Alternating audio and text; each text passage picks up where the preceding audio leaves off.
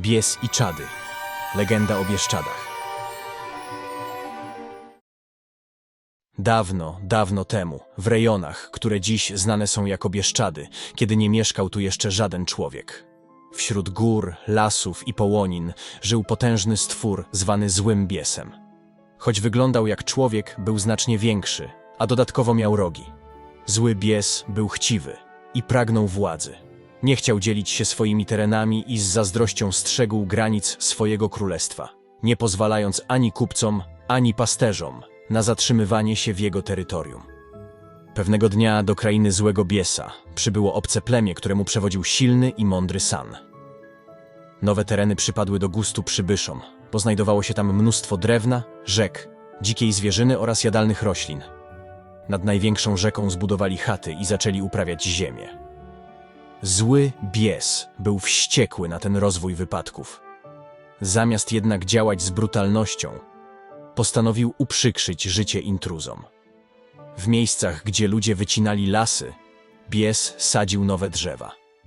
Gdy zakładali pola, wypuszczał dzikie zwierzęta, by niszczyły ich zbiory, a do owczych zagród wprowadzał wilki. Miał nadzieję, że ludzie się poddadzą i odejdą, ale San pokochał nowe miejsce i zachęcał swoich towarzyszy, by zostali. Widząc, że jego działania nie przynoszą skutku, Zły Bies postanowił skorzystać z magii. Przywołał do pomocy czadów, małych diabłów, równie złośliwych jak on sam. Czadów szybko przybyło tyle, że było ich więcej niż drzew w całym lesie. Były brzydkie i figlarne. Dokuczały ludziom na wszelkie możliwe sposoby. Niszczyły zboże, rozganiały bydło, straszyły dzieci, budziły zmęczonych ludzi, chowały narzędzia i dosypywały piasku do jedzenia. Ich złośliwości były tak uciążliwe, że życie mieszkańców stało się nie do zniesienia. Mimo to, San obiecał swoim ludziom, że pokona okrutne czady i zapewni im lepsze życie. Pewnego dnia, podczas pracy w lesie, San i jego towarzysze usłyszeli krzyki. Okazało się, że jedno z drzew przygniotło małego czada, który błagał Sana o litość. Ponieważ San był sprawiedliwy, uwolnił diabła, a ten podzielił się z nim cennymi informacjami. Czad ujawnił, że on i jego bracia nie chcą wyrządzać ludziom krzywdy, ale muszą słuchać Złego Biesa, który ich stworzył. Obiecując pomoc, Czad przysiągł, że jako najstarszy w rodzinie namówi swoich braci, by wspierali ludzi. Od tego momentu czady zaczęły pomagać mieszkańcom.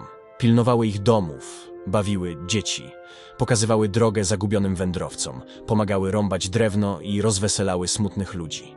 Między ludźmi a diabłami nawiązała się przyjaźń. Osadnicy dzielili się z nimi mlekiem i dobrym słowem. Jednak niedługo potem Zły Bies odkrył, że jego czady sprzymierzyły się z ludźmi i zagroził im śmiercią. Czadom bardzo podobało się życie z ludźmi, więc postanowiły zwrócić się do Sana o pomoc. Opowiedziały mu o planie, który mógłby raz na zawsze pokonać Złego Biesa i uwolnić ich spod jego władzy. Według czadów, jedynie najsilniejszy człowiek mógł pokonać Biesa, a mógł to zrobić tylko rano, kiedy Bies kąpał się w rzece, pozbawiony magicznej mocy. San, odważny człowiek, zgłosił się na ochotnika, by stawić czoła demonowi.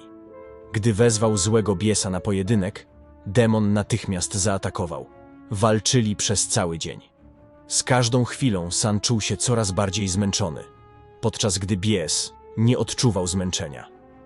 W końcu, widząc determinację i siłę Sana, Bies zaczął wątpić w swoje możliwości i sięgnął po magiczne skrzydła. Na nieszczęście Biesa, czad, któremu San wcześniej uratował życie, zrzucił skrzydła do rzeki. Cała ich moc przeszła do wód, które natychmiast się wzburzyły, porywając obydwu przeciwników. Bies nie umiał pływać i w końcu zatonął, natomiast San, wyczerpany walką, również nie zdołał się uratować. Następnego dnia, gdy wody rzeki opadły, mieszkańcy znaleźli na jej dnie ciała Sana i Biesa, splecione w ostatnim uścisku. Aby uczcić odwagę swojego wodza, osadnicy nazwali rzekę imieniem San, co upamiętniło jego odwagę. Góry, przez które przepływała rzeka, nazwano Bieszczadami, na cześć złego władcy i jego złośliwych czadów. Mówi się, że wesołe czady wciąż żyją w górach, skrywając się w starych drzewach. Pilnują pięknych gór, i Sanu, rzucając czary na wędrowców. Tak aby nikt, kto odwiedził tę krainę, nie zapomniał o jej niezwykłym pięknie.